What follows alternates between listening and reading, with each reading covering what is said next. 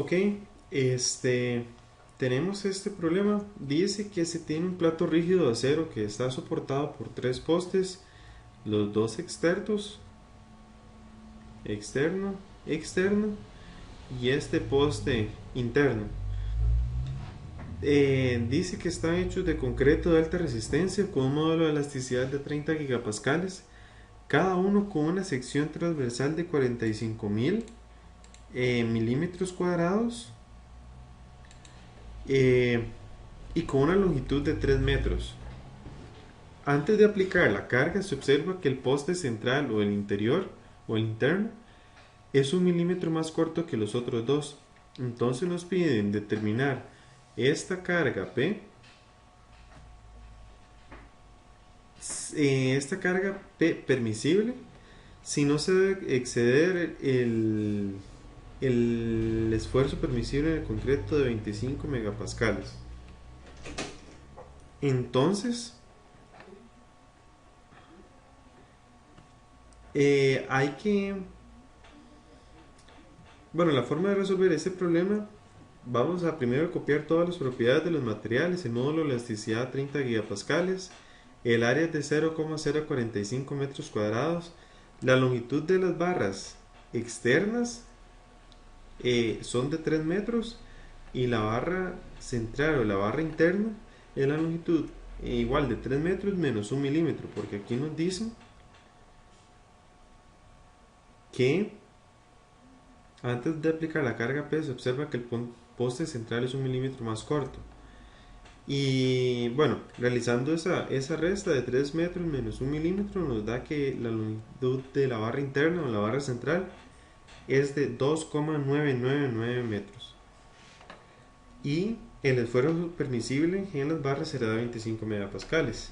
Entonces, la forma de resolver este problema es, ok, hay que suponer dos casos. El primer caso es cuando apenas empieza a aplicar la carga, esta reacción de la barra interna, ¿verdad? O de la barra central, no existe. No existe.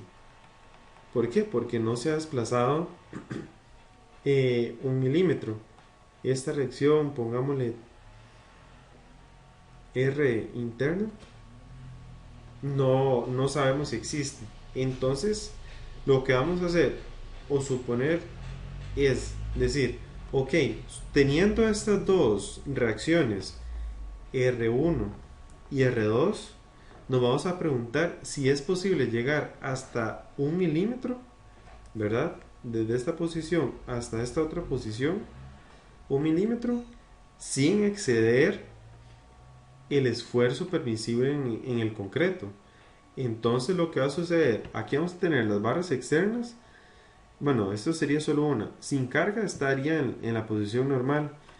Y lo que vamos a hacer es llevar hasta la posición crítica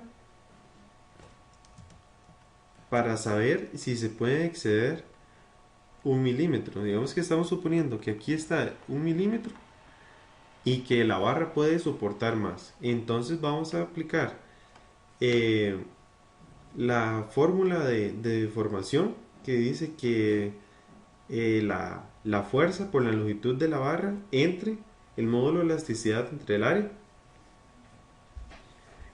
Entonces, aquí lo que vamos a hacer es, ok, si ustedes lo ven, aquí vamos a tener esta fuerza entre área y vamos a sustituirlo por el caso crítico. ¿Cuál va a ser el caso crítico? Cuando este R entre A sea igual al esfuerzo permisible. Entonces lo que vamos a hacer es sustituir esta ecuación. Esta ecuación nos va a quedar más o menos algo como esa que tendríamos acá. S2 no está correcto. Entonces sería el esfuerzo permisible por la longitud de la barra entre el módulo de elasticidad. Entonces, sustituyendo valores, vamos a tener el esfuerzo permisible por la longitud de la barra externa. Recuerda que son 3 metros dividido entre el módulo de elasticidad, que sería 30 por 10 a la 9. Y eso nos da igual a 2.5 milímetros. Entonces, ¿qué quiere decir esto? Ok, que sí vamos a poder llegar a la barra central. Como lo pongo aquí, dice que esto implica que sí se soporta llegar hasta la barra intermedia de longitud. Esto implica que sí soporta llegar hasta la barra intermedia de longitud interna de 2,999 metros. Aquí esto hay que corregirlo.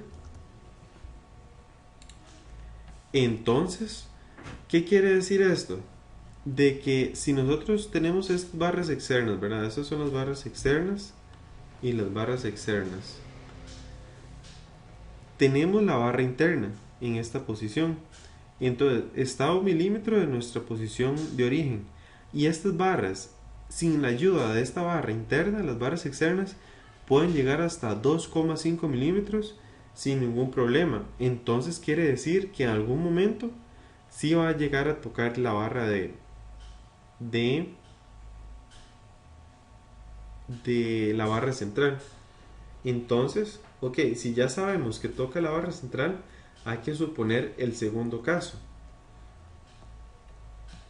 El segundo caso sería cuando ya aparece esta reacción interna. Entonces vamos a hacer un diagrama de cuerpo libre del plato. Vamos a tener el punto 1 aquí donde se aplica esta fuerza, el punto 2 donde se aplican este par de fuerzas y el punto 3 donde se aplica esta fuerza.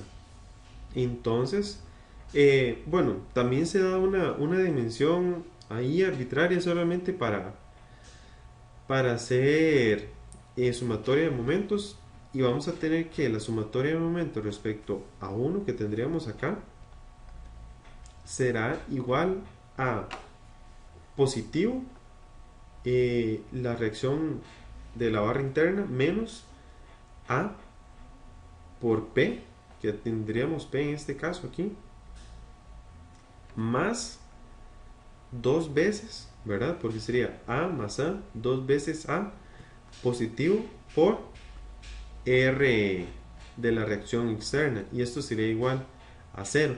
Entonces esto resulta en esta ecuación que dice que la reacción de la barra interna más 2 veces la reacción de la barra externa será igual a P. Entonces, ok, ya tenemos una condición. Esta sería la primera condición, pero ahora tenemos que buscar alguna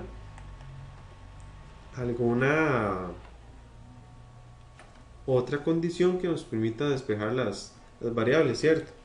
Entonces hay que ver que como el plato es rígido y no se va a, digamos que desviar hacia un lado, por ejemplo, vamos a tener esta barra, vamos a tener esta barra y esas tres barras. El plato rígido no se va a empezar a ir para un lado, como a desbalancear para un lado. Recuerden que como es un plato rígido no va a haber problema, y como es de concreto todas las barras, se va a mantener estable. Entonces vamos a suponer que, bueno, aquí vamos a tener nuestro punto de inicio, ¿cierto? Esta línea roja es 1 milímetro abajo del punto de inicio o del donde estaba el plato rígido. Entonces lo que va a suceder es las barras externas se van a empezar a deformar hasta que llega un punto a 1 milímetro, ¿cierto? Que empieza a tocar la barra central, ¿cierto? Entonces hay que ver que esta deformación total de las barras externas será igual a 1 milímetro, ¿verdad? 1 por 10 a la menos 3 metros, más la deformación de la barra central o la interna. Y eso se reescribe como 1 milímetro más la reacción de la barra interna más la longitud de la barra interna entre E por A, igual a la reacción de la barra externa por la longitud de la barra externa entre E por A. Entonces, hay que darnos cuenta que hay dos casos. Que la barra central llegue primero al esfuerzo permisible, que tendríamos este caso,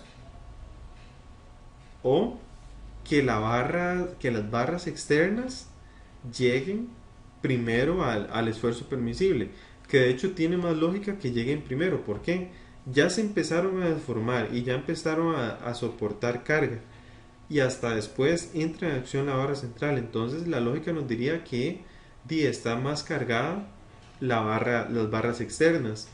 Entonces, primero, de forma arbitraria, vamos a decir, ok, la barra central o la barra interna va a llegar primero al esfuerzo permisible. Entonces, si nosotros sustituimos en esta ecuación, aquí fue que lo hice un poco más explícito, pero si nosotros sustituimos este RI entre A por los 25 megapascales, va a suceder que la fuerza interna de la barra, o sea, la fuerza de la barra interna será igual a 1125 kilonewtons, pero resolviendo también la fuerza o la reacción de la barra externa será igual a 1574 kilonewtons. ¿Y qué es lo que sucede?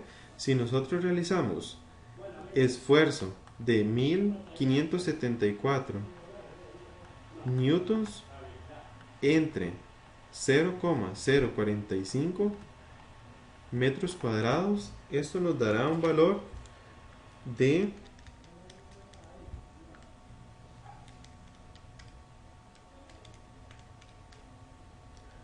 34,9 megapascales. Y eso tiene lógica. ¿Por qué? Porque si no, o sea, no tiene mucho sentido que la barra central llegue primero al esfuerzo permisible que las otras que ya habían empezado a esforzarse antes que la barra central.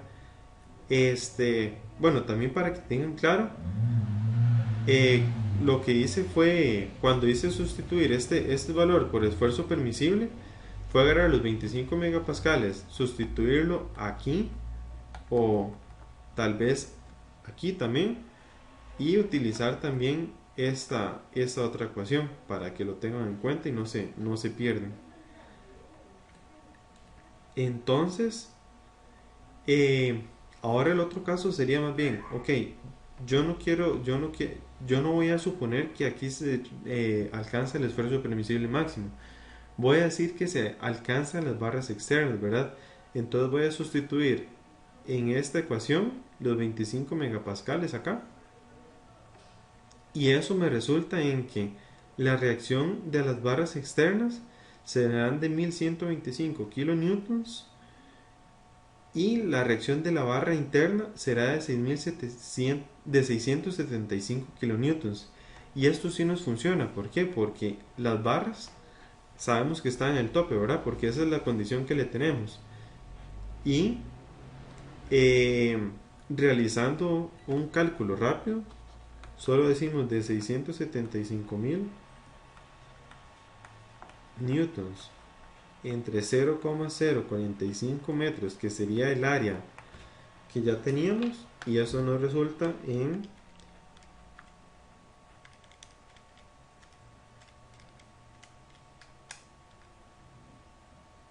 15 megapascales, lo cual cumple con las condiciones. Entonces, este sería el método de comprobación, si se puede decir, aunque ustedes pueden también sacarlo por lógica. Y por último, en realidad lo que nos piden es la carga permisible.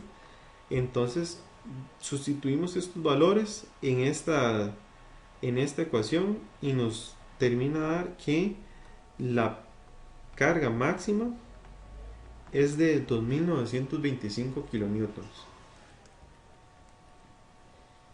Vamos con el segundo problema.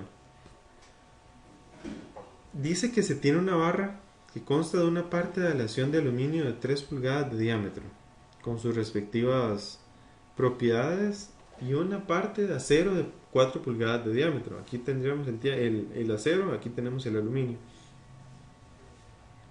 Sabiendo que los apoyos en los extremos son rígidos y que la temperatura aumenta a 80 grados Fahrenheit, determine el esfuerzo normal en el acero, el cambio de diámetro de la parte de acero de la barra, el desplazamiento del plato rígido, magnitud y dirección, y la relación de áreas entre el aluminio y el acero para que el plato rígido se mantenga exactamente a 30 pulgadas del soporte en A después del cambio de temperatura. Entonces, aquí se tienen las propiedades. Aquí se tienen las propiedades del material.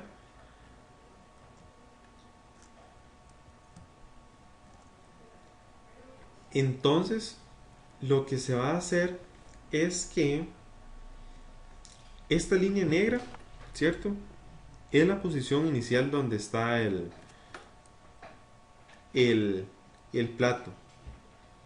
Entonces, como se está aplicando un cambio de temperatura, en este caso, el aluminio se va a expandir en esta dirección y el acero se va a expandir en esta dirección, ¿cierto?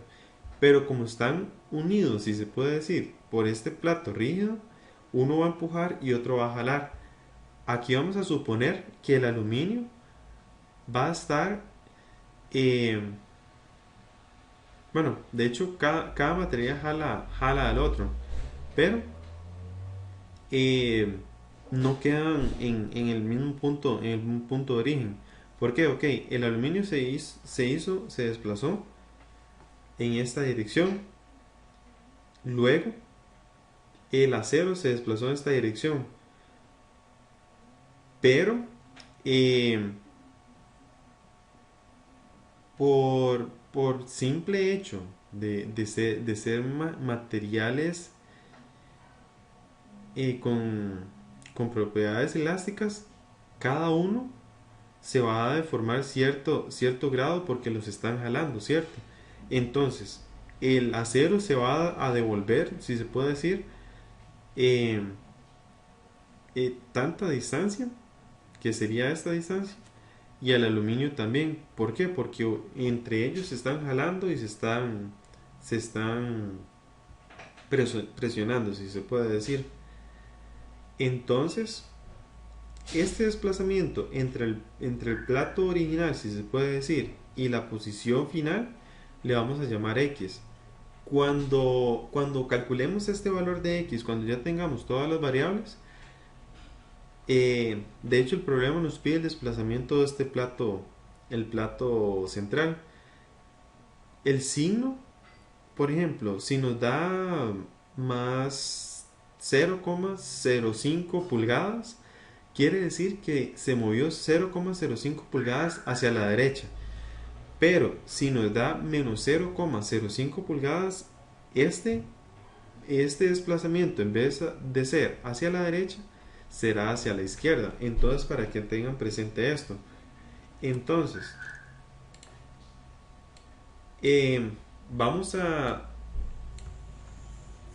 a escribir dos ecuaciones muy importantes, que son de que la deformación por cambio térmico es igual a la deformación mecánica del aluminio más X. Esta sería la deformación por cambio térmico del aluminio, ¿verdad? Si ustedes lo ven, sería sumar este tramo,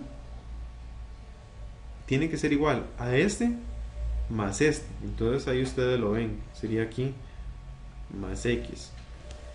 Y luego la deformación mecánica del acero, ¿verdad? Que sería toda esta distancia, será igual a X más la deformación térmica del acero. Si despejamos los valores de X, nos va a resultar que la deformación térmica del acero menos la deformación mecánica, perdón, la deformación térmica del aluminio menos la deformación mecánica del aluminio será igual a la deformación mecánica del acero menos la deformación térmica del acero. Entonces, trayendo estas ecuaciones y reescribiéndolas con sus respectivas variables, vamos a tener los coeficientes, el cambio de temperatura, las longitudes de las barras. Entonces, aquí nos resultan dos variables, que sería la fuerza aplicada en el aluminio y la fuerza aplicada en el acero, ¿cierto? ¿Qué es lo que sucede? Como el plato está en equilibrio, vamos a verlo desde acá. Aquí vamos a tener una fuerza, una P de aluminio y una P de acero.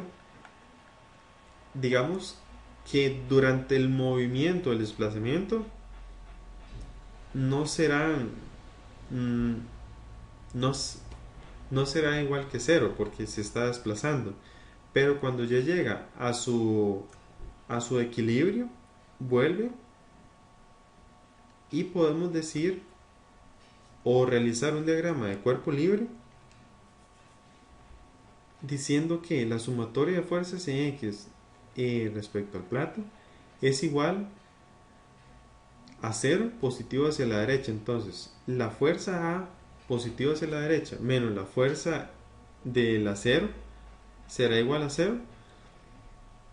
Quiere decir o resulta que la fuerza, estas dos fuerzas de aluminio y la fuerza en el acero son iguales. Esto por el simple hecho de que el plato está en equilibrio.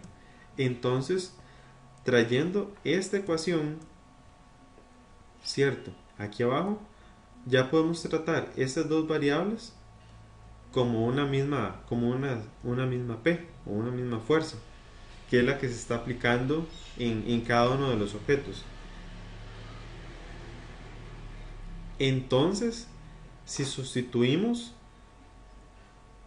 todos los valores de los coeficientes, el cambio térmico, las longitudes y todo esto, vamos a tener que esta fuerza P, ¿cierto? Esta fuerza P tendrá un valor de 89.449 libras fuerza. Entonces ya calculamos la fuerza que está en el aluminio y en el acero. Pero eso no nos preguntan. ¿Qué es lo que nos están preguntando? Calcule el esfuerzo del acero. Ok, entonces calculamos el esfuerzo del acero. Este cálculo la verdad es que es bastante sencillo. ¿Por qué? Porque solo decimos que el esfuerzo del acero será igual a la fuerza en el acero, que es igual a esta, igual, entre el área. Pero sabemos que, bueno, tenemos una barra de acero acá, con el diámetro del acero con 4 pulgadas de diámetro. Entonces, la fuerza sería igual a 89.449 libras fuerza entre el área, que sería pi cuartos por 4 al cuadrado, pulgadas cuadradas, y esto nos resulta en 7.118 psi. Ahora ya calculamos ese esfuerzo. Ahora nos pide el cambio de diámetro de la parte de acero, pero ahorita les explico por qué. Pero tenemos que realizar primero el punto 3, que nos pregunta el desplazamiento del plato rígido en magnitud y dirección. Entonces tenemos que calcular primero el punto 3. ¿Por qué? Voy a adelantarme un poco. Para calcular ese desplazamiento, esa deformación del acero, tenemos que saber primero, si nosotros tenemos la barra de acero acá sin moverse, esto será nuestra respuesta de desplazamiento del plato. Para calcular esta deformación unitaria, tenemos primero que calcular cuánto se extendió o cuánto se encogió la barra de acero. Entonces por eso primero tenemos que calcular este valor. Entonces, ¿cómo calculamos el desplazamiento de la barra? Muy sencillo. Ya tenemos esta ecuación que nos modela el desplazamiento en función de x, ¿cierto? Entonces, vamos a tener que la deformación térmica, bueno, para que sepan, esta ecuación que antes la habíamos calculado es igual a esta. Entonces, decimos que la deformación térmica del aluminio es igual a la deformación mecánica del aluminio más x. Entonces, solo despejamos x y decimos que la deformación térmica, bueno, x es igual a la deformación térmica del aluminio menos la deformación mecánica del aluminio. Entonces, sustituyendo valores, los coeficientes, el cambio térmico, la longitud, la carga, en este caso, la deformación mecánica, ¿cierto? La deformación mecánica del aluminio será igual a la fuerza en el aluminio entre el módulo de elasticidad del aluminio por el área del aluminio. Entonces,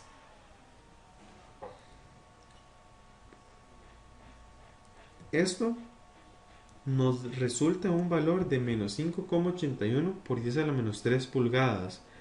Ok, como antes se los decía, este signo, ok, el valor de x, esto sería x, ¿cierto? El valor de x, como antes se los expliqué, nos da el signo de la dirección, del signo da la dirección del desplazamiento. Entonces, como nos dio negativo, y como antes les dije, si da positivo es que sí fue a la derecha, si es negativo es que se fue a la izquierda. Entonces este menos 5 implica que es un desplazamiento hacia la izquierda. Entonces, para que lo sepan, ok, ya calculamos este desplazamiento. Ahora sí ya nos podemos ir al cambio de diámetro de la parte de acero de la barra. Entonces, por la relación de Poisson, vamos a tener que el módulo de elasticidad entre dos veces el módulo de rigidez es igual a 1 más el módulo de Poisson. Entonces, sustituyendo los valores, bueno, despejando primero esta ecuación, ¿cierto? Pasamos este 1 a restar, que lo tendríamos acá, y solo despejamos el valor de v. Entonces, hay que ver que el valor de v es igual a la deformación unitaria en x entre la deformación unitaria en y. Entonces, para que tengan una idea, nosotros tenemos primero el acero, ¿verdad? Tenemos la barra de acero intacta, no se ha hecho nada, que tiene una distancia de 20 pulgadas. Pero después de aplicar el cambio térmico y todo esto, y después de todas las deformaciones mecánicas, el acero se desplaza 5,81 por 10 a la menos 3 pulgadas hacia la izquierda. Entonces, la deformación unitaria de la barra de acero será igual a 5,81 por 10 a la menos 3 entre la longitud inicial. Y eso, todo esto lo tenemos que sustituir en esta ecuación. Entonces, el 0,3043 iría para acá. Toda esta ecuación sería para acá. Muy importante rescatar, como el desplazamiento fue hacia la izquierda, significa que la barra de acero se está extendiendo. Y entonces esta deformación unitaria es positiva. Si se estuviera comprimiendo o encogiendo, sería negativa. Entonces, sustituimos acá y solo tenemos que buscar esta variable, la deformación unitaria en Y, que esto nos resulta en menos 9,54 por 10 a la menos 4, por 10 a la menos 4, sí. No tiene unidades por ser deformación unitaria, pero también hay que darnos cuenta que esta deformación unitaria será igual al cambio en el diámetro, ¿verdad? Nosotros vamos a tener el acero y como este se está extendiendo, el cambio de diámetro en el acero, o sea, significa que se va a encoger en esa dimensión. Entonces, esta deformación unitaria en Y, que es de menos 9,54 por 10 a la menos 4, será igual al cambio o lo que se encoge el diámetro entre el valor original del diámetro, que en este caso sería de 4 pulgadas. Entonces, solo despejando, multiplicando 4 pulgadas por todo esto, nos dice que el cambio en el diámetro es de menos 3,81 por eso a la menos 3 pulgadas. Entonces quiere decir que se encogió por este valor negativo. Ahora bien, vamos con el 4. Dice que debemos calcular la relación de áreas entre el aluminio y el acero para que el plato rígido se mantenga exactamente a 30 pulgadas del soporte en A después del cambio de temperatura. Entonces, ¿cuál es la condición para que este plato no se mueva? Ok, no sé si lo ven, pero una forma de analizarlo es: ¿qué pasa si yo empiezo a hacer este desplazamiento muy pequeño, muy pequeño, muy pequeño hasta llegar a cero?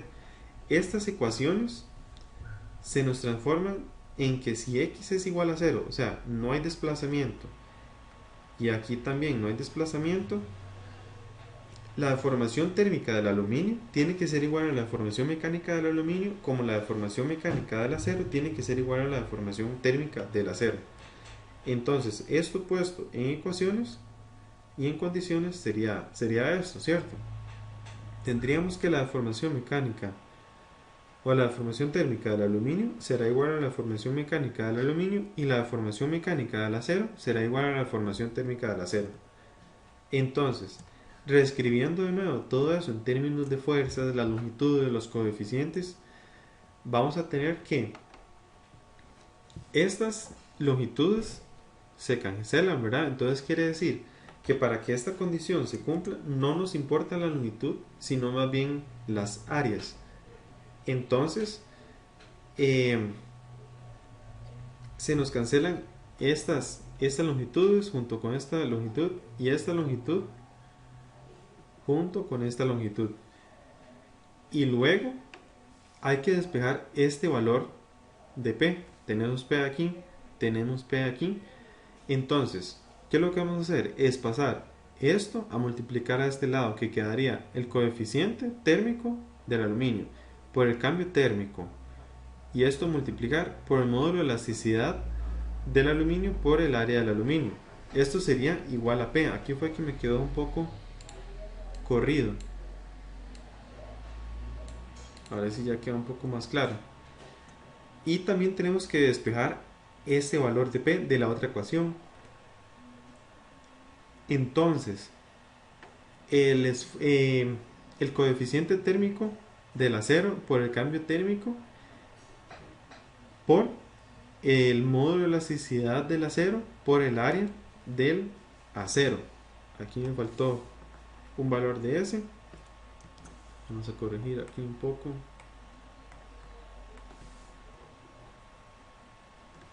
Del acero. Entonces, como ya estas ecuaciones se nos igualaron, digamos que ya podemos decir que todo esto es igual a todo esto. Ya nos olvidamos del valor de P. Entonces, como nos piden la relación del área del aluminio entre el área del acero, dejamos en este lugar, pasamos el área del acero a dividir. Eso se nos queda intacto, el coeficiente térmico del acero por el módulo de elasticidad del acero, y pasamos a dividir esto junto con esto, que serían el coeficiente térmico del aluminio y el módulo de elasticidad del aluminio. Entonces, sustituyendo valores, la relación de áreas tiene que ser de 1,49 aproximadamente. Y ahora por último, vamos a tener, tenemos este problema que se tiene un soporte para aislamiento de vibraciones que se compone de una varilla A, la varilla A sería esa, con un radio de R1 igual a 10 milímetros y un tubo con un radio interior de R2 a 25 milímetros adheridos a un cilindro hueco de caucho. Este sería el cilindro hueco de caucho, lo que va aquí hasta este punto, si lo ven, con un módulo de rigidez. Bueno, este cilindro tiene una altura de 80 milímetros, ¿cierto? Y un módulo de rigidez de 12 megapascales. Dice que determine la máxima fuerza permisible P que puede aplicarse a la varilla A si su deflexión no debe exceder los 2.5 milímetros. Ok, entonces vamos a tener un esquema, más o menos el dibujo no me quedó muy bien sinceramente, pero lo que vamos a tener es que vamos a tener esta barra, ¿cierto? Y esto que está como medio manchado, medio tachado, aquí también lo tendríamos, es este material de caucho. Y lo que hay que ver es que este material o este caucho está sometido a una deformación por cizallamiento o por cortante, si se puede decir, que lo está desplazando, digamos, esta zona, toda esta parte interna es la que más se desplaza hacia abajo. Esta en teoría se queda ahí si no hay ningún tipo de desplazamiento entre los dos, pero esta sí se va a deformar, esta sí se va hacia abajo. Entonces, el esfuerzo cortante va a estar soportado por un área circular. Bueno, aquí lo dibujé como en perspectiva por una elipse. Pero lo que hay que ver es que esta área que soporta esta fuerza no es constante. ¿Por qué? Porque empezamos primero en un radio 1 y luego el área se va haciendo más grande hasta un radio 2. Entonces lo que hay que hacer es agarrar un diferencial de radio o un radio que nos permita realizar o interpretar estos cambios de radio. Como lo puse aquí,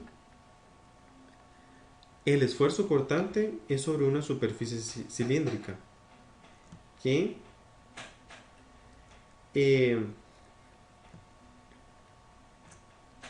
ok, continuamos mejor. El esfuerzo cortante será igual a la carga P, ¿verdad? Que está soportando entre el área. Pero como vuelvo a decir, el área no está soportada la fuerza no está soportada por un área exacta, o sea, definida, sino más bien por diferenciales de área. Entonces, lo que va a suceder es, vamos a tener esta fuerza entre el área del radio que estamos analizando. Entonces, este radio es este radio que es variable.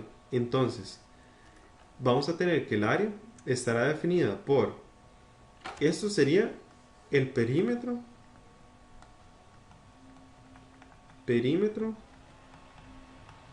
del círculo, y la altura ya nos da las dimensiones de área. Entonces, recuerden que cuando estamos teniendo o tenemos deformación por cizallamiento o por cortante, este ángulo se nos va a definir como este desplazamiento entre la altura de la barra que tendríamos en este caso. Entonces, si ustedes lo ven, lo que está sucediendo, bueno, también para explicarlo de nuevo, es que vamos a tener una pared en la que esto está fijo, ¿verdad? Esto no se está desplazando. Pero esto sí, cuando nosotros aplicamos la carga hacia abajo, nosotros tenemos una percepción, una idea de que esto sí va a empezar a desplazarse, ¿cierto? Entonces, lo que hay que hacer es tomar un punto muy pequeño, ¿verdad? Porque estamos analizando secciones con radios diferentes. Entonces, si nosotros tomáramos un punto en esta sección, ¿cierto? Vamos a tener, bueno, que eh,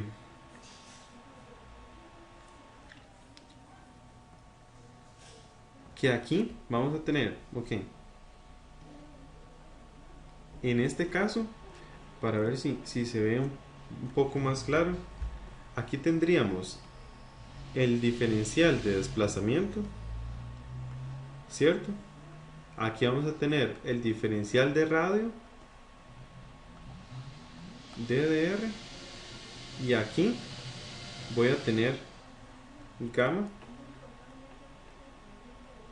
que sería igual a todos estos valores. Entonces ustedes tienen que tener o estar conscientes de esas dimensiones y cómo interpretarlo. Entonces, dice que este ángulo gamma es igual al esfuerzo cortante entre el módulo de rigidez. Entonces solo agarramos esta ecuación y lo pasamos hacia acá. Y como ya les dije, este ángulo gamma será igual a este desplazamiento S entre el desplazamiento en R, si se puede decir. Entonces, ese desplazamiento S será igual a gamma por el diferencial de radio, y sustituyendo a este gamma por toda esta ecuación, vamos a tener que este desplazamiento S será igual a P entre 2pi G por H por el diferencial de radio entre el radio, y aquí integrando vamos a obtener que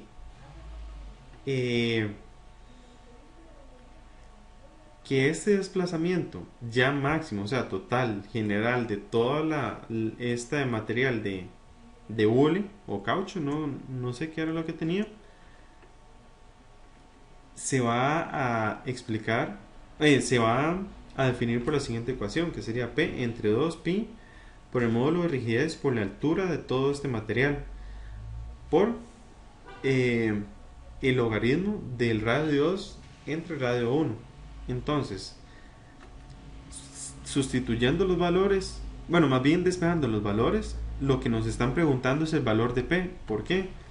Porque este desplazamiento S es de 2,5 milímetros, ¿verdad? Porque esa es la condición que nos piden. Entonces, ya teniendo todos estos valores, lo único que tenemos que hacer es sustituir todos estos valores en la ecuación y sustituir que la fuerza P es igual a 16.460 newtons. Y así sería la forma de resolver estos ejercicios, y espero que les haya funcionado. Gracias.